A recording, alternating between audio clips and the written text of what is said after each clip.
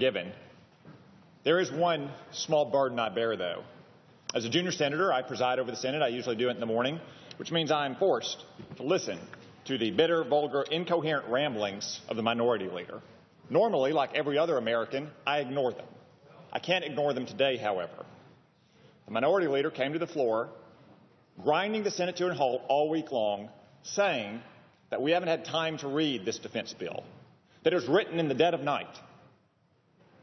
We just had a vote that passed 98-0. It could have passed unanimously 2 days ago. Let's examine these claims that we haven't had time to read it.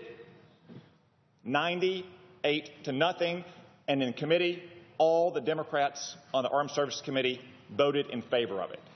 When was the last time the minority leader read a bill? It was probably an electricity bill. What about the claims that it was written in the dark of night? It's been public for weeks.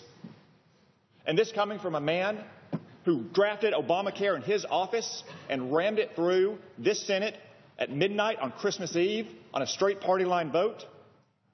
To say that the senator from Arizona wrote this in the dead of night, slipped in all kinds of provisions, that people didn't have time to read it, that is an outrageous slander. And to say that he cares for the troops, how about this troop and his son and his father and his grandfather, 4 generations of service, to include almost 6 years of rotting in a prisoner of war camp? Say that he's delaying this because he cares for the troops? A man who never served himself? A man who in April 2007 came to this very floor before the surge had even reached its peak and said the war is lost, when over 100 Americans were being killed in Iraq every month, when I was carrying their dead bodies off an airplane at Dover Air Force Base. It was an outrage to say that we had to delay this because he cares for the troops. We're delaying it for one reason and one reason only: to protect his own sad, sorry legacy.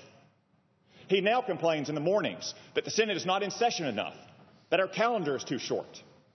Well, whatever you think about that, the happy byproduct of fewer days in session in the Senate is that this institution will be cursed less with his cancerous leadership. I yield the floor.